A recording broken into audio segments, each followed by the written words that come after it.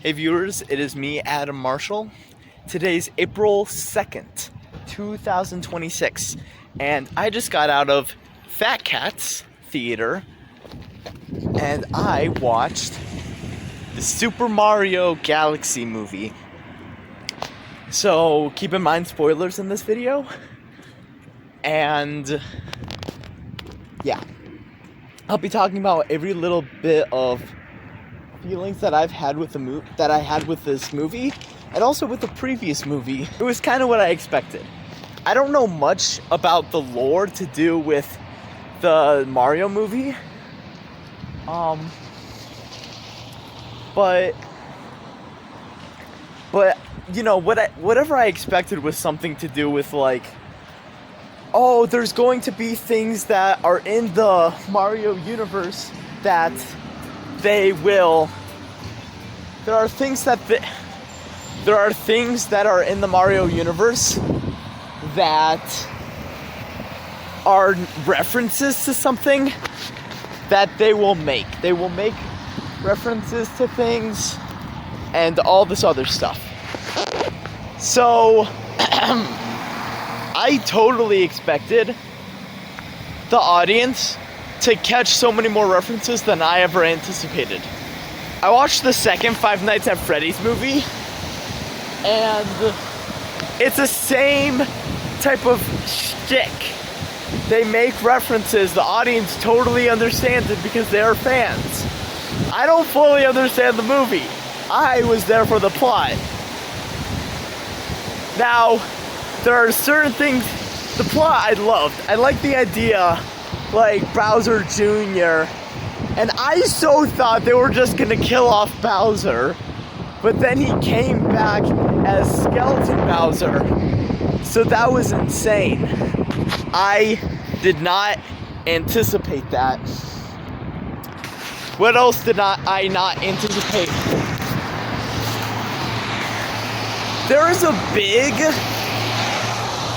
There's big reasoning behind the making of movies and the political environment while the movie is either in production or have been made or things like that. I was talking with my girlfriend Maisie about this, and it helped me realize that, you know, different political spectrums would make it so movies during that time will be prompted up more often, at least in a common Hollywood setting. For something with a big name like Mario, it will get people to watch it, which means you can easily get people influenced. You can easily influence the mind by pushing ideals. Like, and not saying the ideals are bad or good, it's more just saying they are ideals. We need to notice that they are ideals, and we need to notice the fact that movies will have things that will be pushed based off of anything that could be going on at that time. Like Star Wars. A big influence for that was the Vietnam War that helped drive it. That's why people take Star Wars and take it to mean a bunch of political references today. Because there's things like that going on today. That's why it's more interesting for people to watch. In the first Super Mario movie,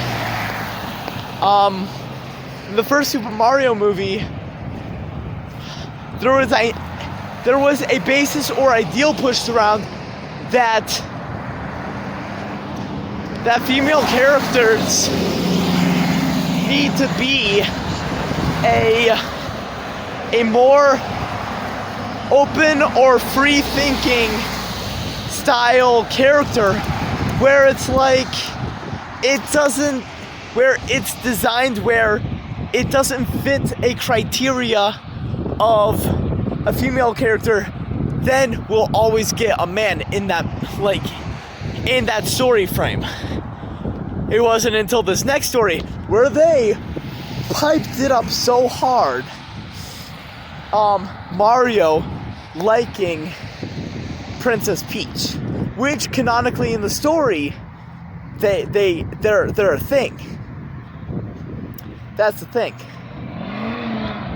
I feel like we shouldn't expect movies of certain things to match perfectly with the lore, because, and I feel like I am attacking myself by saying this, but it's like you're watching a completely new story with just the same character names. You're not watching the books you've read. You're not watching the books you've read turn out into a reality.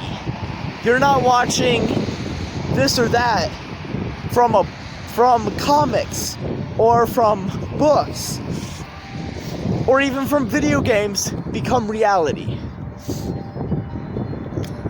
That's where I feel like is a good place to put things like Five Nights at Freddy's. It makes so many references, but it doesn't have to meet the lore point to point.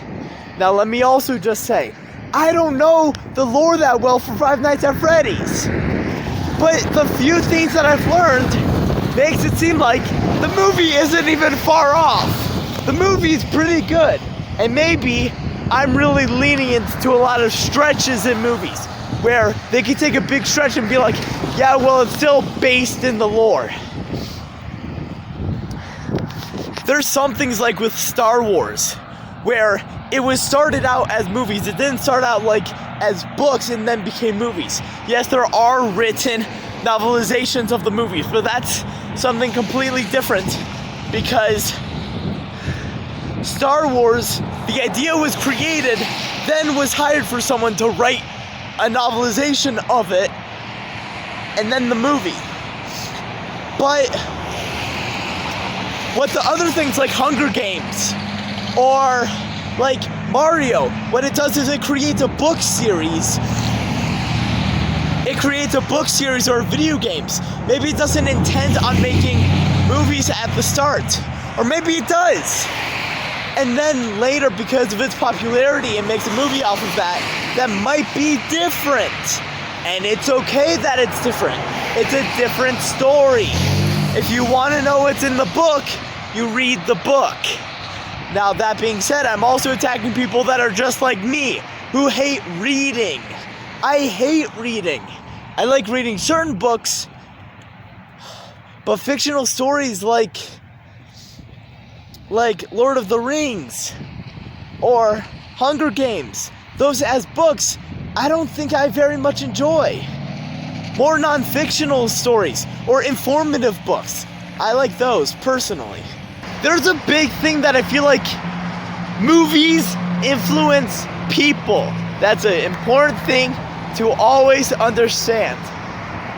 So when you watch a movie, well, anything influences people, but I'm talking about movies because I watched a movie. Movies influence people. Yes, it's an enticing story, but there's other things in the movie that could accentuate things that can get people to think this or that or this or that. There's one part specifically that just caught my attention. And it's that at the beginning of the movie, when Mario was sitting on the top of the castle with Princess Peach, and like, you know, that whole thing, Princess Peach did one of those punching Mario's arm thing. Now, me personally, I cannot say for certain Peach's intentions with the punch, but I can for sure say that it was probably playful. But is it like playful but in a flirting way, or playful in a they're close kind of way? Like they're close, but not like dating close, but just friends close, you know? And it's the kind of thing where you see that, and then afterwards you see them, well, Peach kissed Mario on the cheek, then you're like, okay, they're probably dating. And then it sort of insinuates in your mind, oh, so someone that does that probably is flirting because they end up dating afterwards. That's not always the case with people. People are always random. And my voice is cracking, but you know what I mean. People are always random, and you can't assume just because it happened one way, it's going to happen that same exact way for everyone else. But movies sometimes insinuate that because it happened one way, that is how it's gonna be. And it's kind of on the audience's fault for thinking that way. I think I would have been perfectly fine if Peach and Mario didn't end up together. I would have been fine with that. It's snowing. It's April. Why is it snowing? It's April. And it's... okay.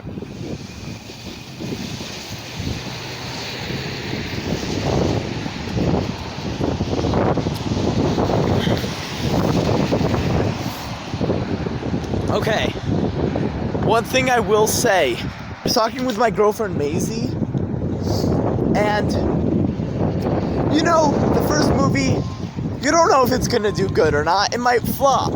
So that's why they get noticeable characters in the movie. You know, like Mario, Peach, Luigi. People you would expect. Bowser. You know, and maybe small references here and there. But nothing that's like so extreme that will get... or it's something so not noticeable that it gets people to be like, what's the deal with this? And then they're just like, I hate this movie. It doesn't teach anything with the story. It's not going to get a sequel. Or however movies get made, you know? So, you could expect out of the 3 princesses in the Mario universe, at least that I know of, you could expect Peach to obviously be the first one mentioned. I think people may have immediately anticipated Daisy. But then Rosalina comes on in. And it's just... maybe people just anticipated Daisy because they're the second one that they know. At least for me, if I were to put them in an order, I don't know why I would think this way, but it would go Peach, Daisy, Rosalina. Also, I don't know the lore that well. Is Daisy and Rosalina siblings? I really have no idea. That's a big plot point. And I don't know if that's lore accurate. But then again, how are you supposed to know the lore unless they say it in a storyline in video games? Which I think is the case.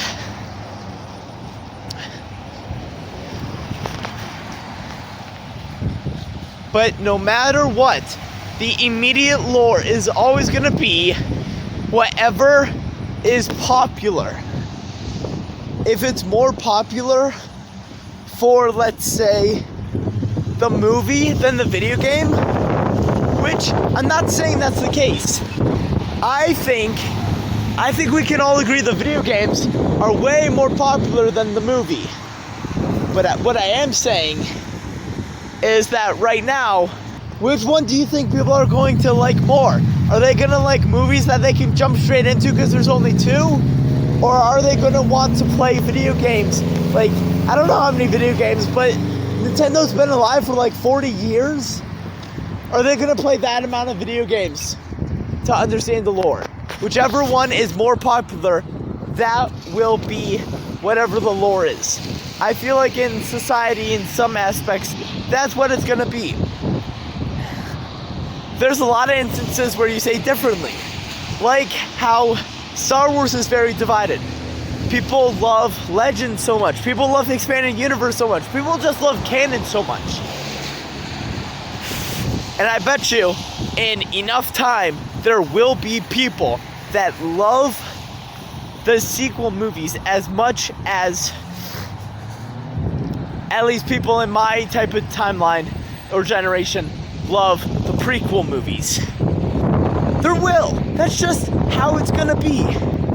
And even if the story doesn't make sense, I bet you there will be a way for them to make it make sense. And when worst comes to worst, spoilers for people who haven't seen that much Star Wars, aka Maisie, please skip 10 seconds ahead. They can time travel. We've seen it in Star Wars Rebels. They can do that. Rosalina's in the movie. So I so knew, like, they were gonna announce something big. in the end credit scene. Because, like, why wouldn't they? Now, in the first movie, they kind of hinted at a sequel. I don't remember what the first end credits is. I think it's Bowser very tiny. But the second end credits is the Yoshi egg getting cracked, which prompted a sequel with Yoshi. This movie has Bowser's skeleton and baby Bowser in a jail cell. That's obviously going to prompt a new movie. But then we see Daisy. Yeah, that's right, Daisy. And for those who know flowers, and like know it so well that it's your thing, please don't get mad at me, because I could be wrong. But whatever that flower is, where it's yellow in the center and white all around, I think that's a daisy. I could be wrong. But pretty much,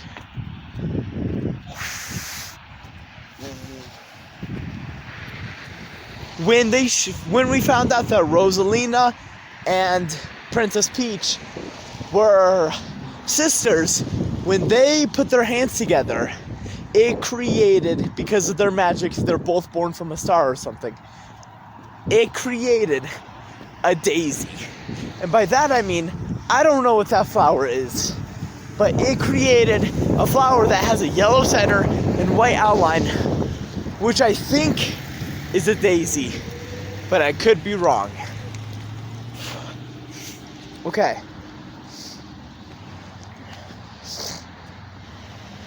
I love the gimmick that Bowser Jr.'s like screen on his planet is that video game, you know? Like the Mario video game. That's really cool. And Mario putting the flag on the top, that was really cool. I think it's Day of the Dead. Hispanic or Latino or just Mexican, I don't know which culture, but I know Mexico does it. The Day of the Dead, like traditions and stuff. At the beginning, it showed some skeleton people and their faces were painted Day of the Dead. I think that's a reference to something in the Mario universe. I just don't know what that is referring to. Okay, I talked about this with the guy next to me. But I think they should make a Super Brothers Smash Bros. Movie. And I think that Steve in the movie should be played by Jack Black. No, I'm kidding. But okay, I talked about this way earlier, so I'll say it again. I think they should add like a DLC or something to Super Brothers Smash Bros. That's just Minecraft again, but with the characters from the Minecraft movie. I think that would be hilarious. There might be some legality issues because I don't think Illumination or I don't know what company owns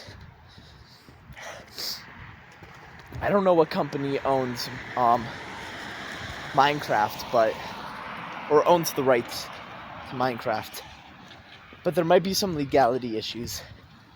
I think that would be funny though. I think they should make a Super Brothers Smash Bros. Movie. And I think to all the people that wanted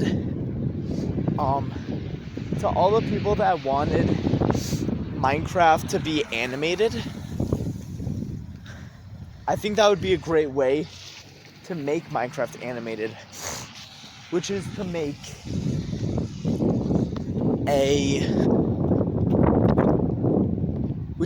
a Super Brothers Smash Bros. Movie and have Minecraft Steve, Alex, Zombie, and Skeleton, which I think are the other characters in the movie. Maybe it just has a cameo. And it would get people, because so many people have said how the Minecraft movie should have been animated. I think I like that the Minecraft movie isn't animated. Because it being live action helps the viewer put themselves in the movie. At least a little bit better, in my opinion, than animated movies.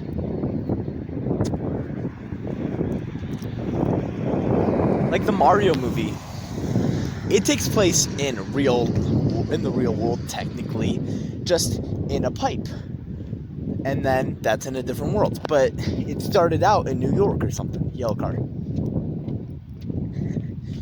But it started out in New York. Even that movie, it's kind of hard to put myself into it. At least in my personal opinion. Maybe it's easier for some people. And that's just a matter of difference of opinion. But that's why I think live action works better. Also, I will say, I loved that, I love the fact in the I love that the creeper in the Minecraft movie was fluffy rather than like a scaly or I like it. That's just me. Because some would consider it to be kind of like a snake with like scales, or a reptile, or like an alligator. I don't know how to describe the skin, but Okay. Overall, the movie, I enjoyed it. Remember, kids, there's always influences in everything, in any type of media. You must recognize not only the fact that they're making a movie, but why are they making the movie? Who's making the movie? All the stuff. When I took my AP 11 English, we were learning about rhetoric. And we were learning about the art of persuasion. And a big thing that I learned about is to know someone's credentials. Know, what does this person study? How does their studying influence what they're saying? And how does that in turn influence what I'm going to take out from the piece?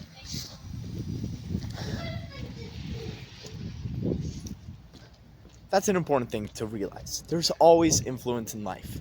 That's never going to stop. So yeah, I think the Mario movie, the new one, I'd give a solid 7. Keep in mind 7 is above 5. Whenever I say 7, people always feel offended, but 7's pretty high. But I'd put the first one way above, not way, maybe like 8.5. No, maybe I'm misremembering it. I don't know. I'd have to watch the first one again. But I'd for sure put the movie I just saw at a 7. And I bet you they're gonna make a third. And somehow put Daisy in it. And Daisy is the cousin of Princess Peach or something. Like I said, I don't know the lore, but I think they might just make stuff up. But like I said earlier, I think that's perfectly fine. Hope you guys enjoy this video.